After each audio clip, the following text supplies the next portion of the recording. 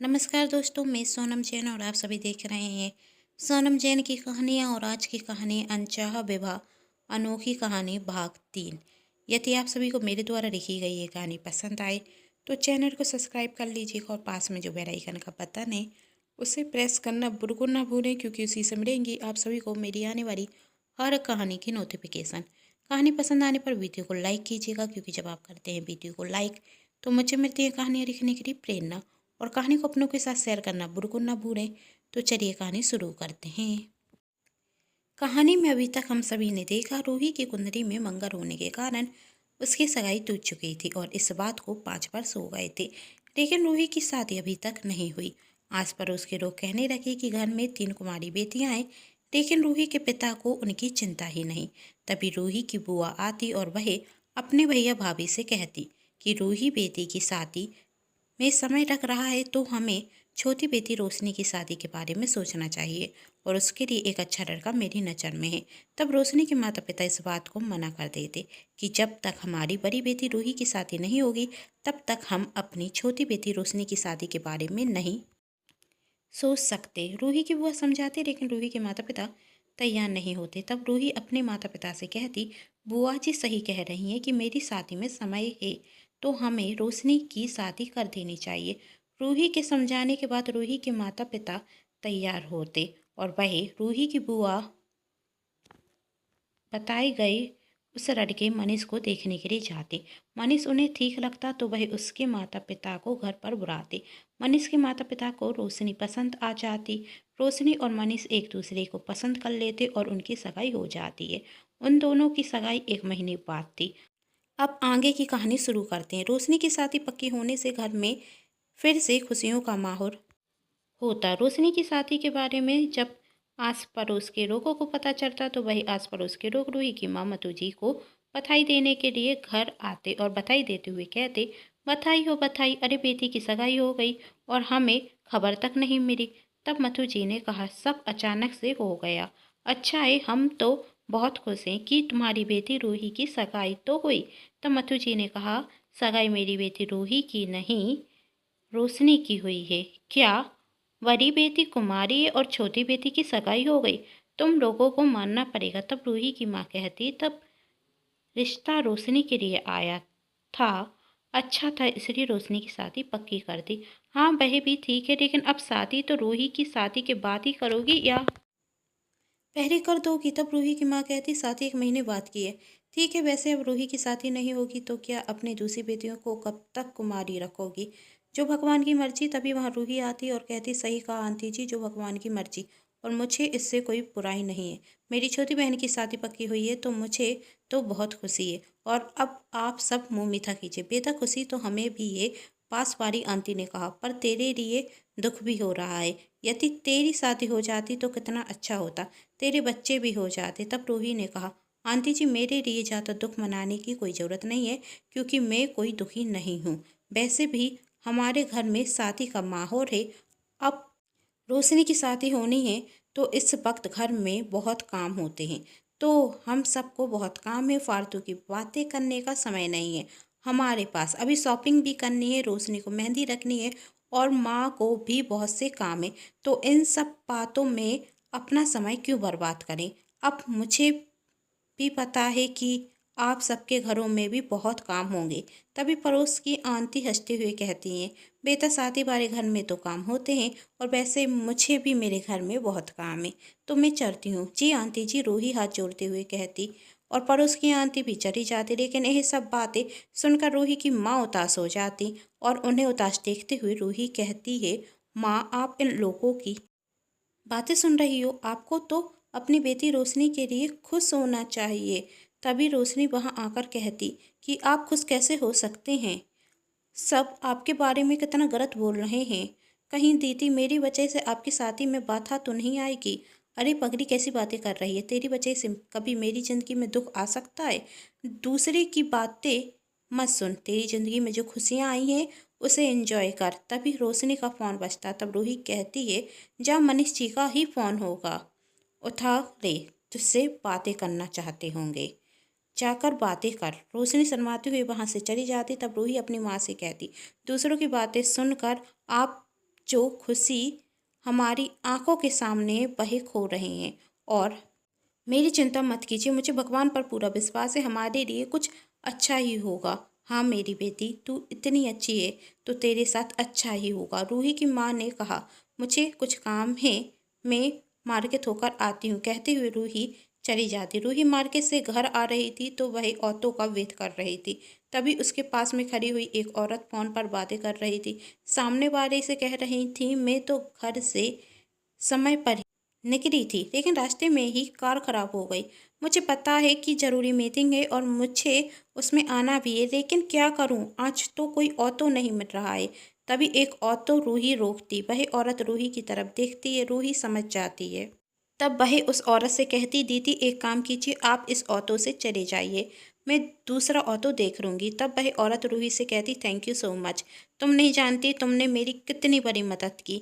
यहाँ ऑटो मिलने में बहुत समय लगेगा, मैं जानती हूँ, लेकिन मुझे लगता है कि आपका कहीं जाना बहुत ज़रूरी है, तो आप चले जाइए, मैं दूसरे ऑटो से चली जाऊँगी। और वैसे भी कुछ देर होने से मुझे कोई फ़र्क नहीं पड़ेगा, रूही ने कहा। थैंक यू सो मच कहते हुए वह औरत वहाँ से चली जाती।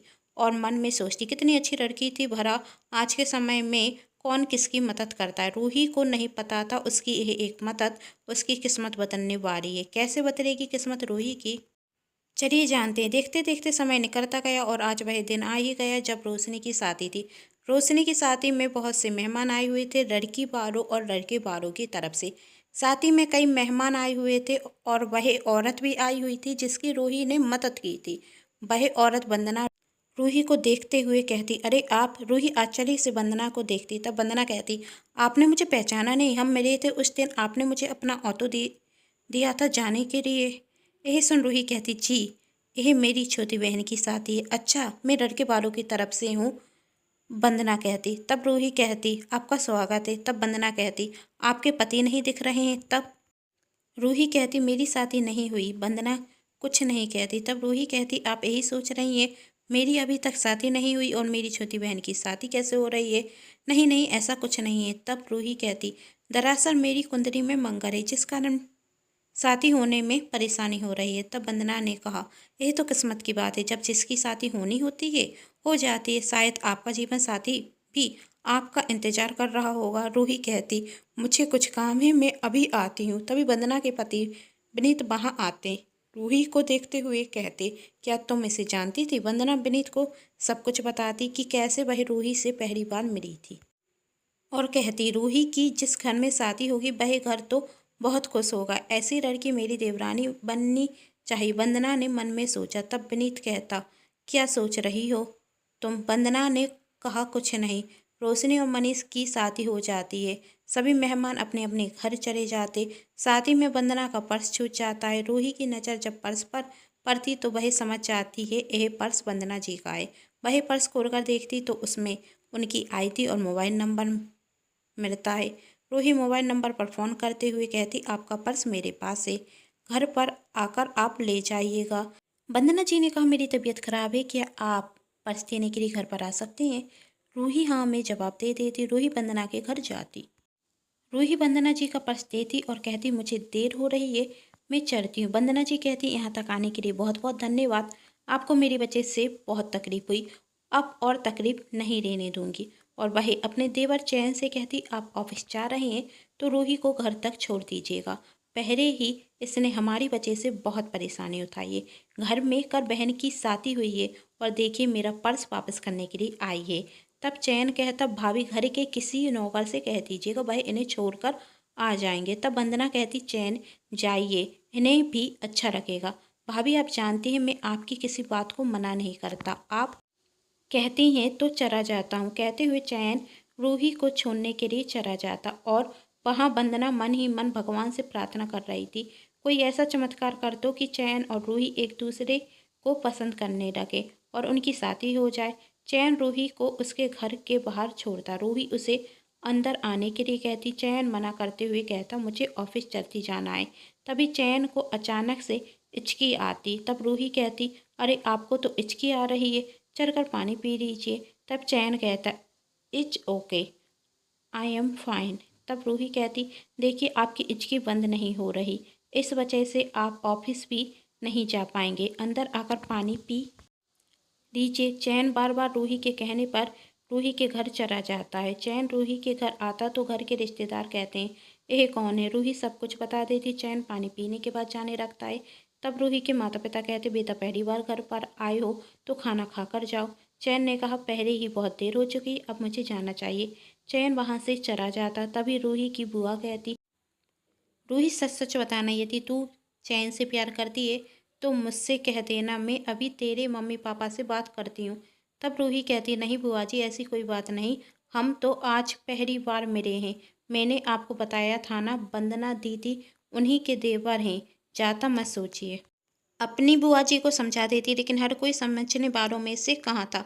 वैसे वंदना तो यही चाहती थी कि रूही और चैन की शादी हो जाए, क्योंकि जब भी वंदना किसी लड़की के बारे में चैन से बात करती है तो वह सीधा मना कर देता। पर ना जाने क्यों वंदना को ऐसा लग रहा था जैसे रूही वही लड़की है जिसके लिए चैन ने अभी तक शादी नहीं की। क्या मैं चैन से बात करूं? नहीं नहीं, पहले इन दोनों की एक दो मुलाकातें और कराती हूँ, वंदना मन में सोच रही थी। धीरे धीरे दोनों एक दूसरे को पसंद करने लगे, फिर रूही चैन की शादी की बात करूंगी।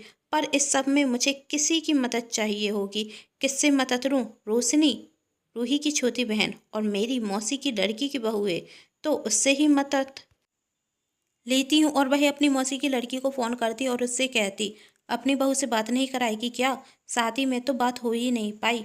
क्यों नहीं? वंदना की मौसी की लड़की अपनी बहू से बात कराती।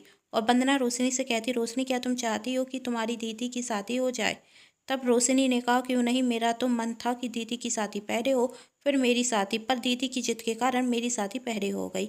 तो क्या हुआ? वंदना ने कहा, अभी भी देर नहीं हुई। मेरी नज़र में तुम्हारी दीदी के लिए एक बहुत अच्छा लड़का है। रोशनी ने पूछा, कौन है वह? क्या उस लड़के को मंगर है? तब वंदना कहती, हाँ, उस लड़के को मंगर है और वह मेरा देवर है। तुम अपनी सासू माँ से सब कुछ पूछ लेना। यह तो अच्छी बात है, आप मेरे मम्मी पापा से बात की। तब वंदना कहती है, यह अच्छी बात है, पर मेरे देवर जी अभी शादी के लिए तैयार नहीं। मेरा मतलब है कि मैं जब भी उनसे शादी की बात करती हूँ तो वह मना कर देते हैं। तो मेरे ख्याल से पहले रूही और मेरे देवर चैन को एक दो बार मिल लेना चाहिए, और उसके बाद जब वह दोनों एक दूसरे को चाहने रखेंगे तो हम शादी की बात करेंगे। यह भी सही होगा, रोशनी ने कहा। तब वंदना कहती, इसलिए तो मैंने तुमसे बात की है, तुम मेरी मदद करना। यदि मेरी किसी मदद से मेरी दीदी का घर बसेगा तो यह मेरे लिए बहुत खुशी की बात होगी, रोशनी कहती। मैं पूरी कोशिश करूँगी, वंदना कहती।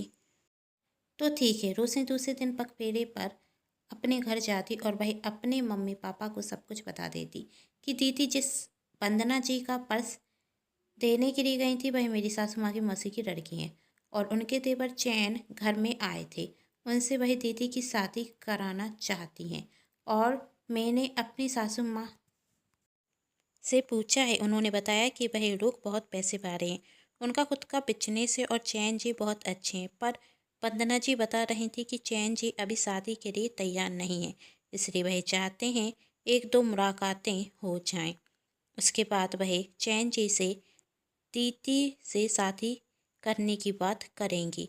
तो आप लोग दीदी से कुछ मत कहना, रोशनी अपने मम्मी पापा को बता रही थी कि तभी उसके घर के पड़ोस में रहने वाली औरत भी उनके घर आती है और वही सब कुछ सुन लेती है। दीवार के कान होते हैं, बात सोच समझ कर करना चाहिए रोशनी को। तब वह औरत कहती, यह तो अच्छी बात है, अब तो रूही बेटी के हाथ पीले हो जाएंगे। तब रोशनी उस औरत से कहती, आप इस सब के बारे में किसी को मत बताना। तब वह औरत कहती है, कौन सी मैं रूही की दुश्मन हूँ? मैं क्यों किसी से कुछ कहूँगी? मैं किसी से कुछ नहीं कहूँगी। हाँ, पर भगवान से प्रार्थना करूँगी।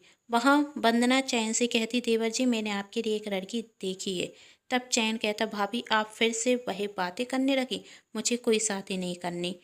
तब वंदना कहती, कारण क्या है, मेरे पास इन सब फालतू की बातों के लिए समय नहीं।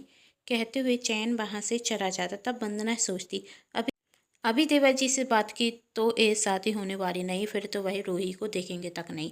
अब मुझे कुछ ऐसा करना होगा जिससे देवर जी और रूही की शादी हो जाए। क्या वंदना की कोशिश सफल हो पाएगी? क्या कभी चैन और रूही की शादी होगी या होगी अनचाही शादी? जानने के लिए कहानी का अगला भाग जरूर देखें, जिसके लिए कर लीजिए चैनल को सब्सक्राइब, क्योंकि जब भी मैं लेकर आऊँ कहानी का अगला भाग तो आप सभी को पता चल सके। और आप सभी कमेंट में ज़रूर बताइएगा, क्या आप सभी इस कहानी का अगला भाग देखना चाहेंगे? कहानी पसंद आने पर चैनल को सब्सक्राइब, वीडियो को लाइक एंड शेयर करना ना भूलें। Thanks for watching.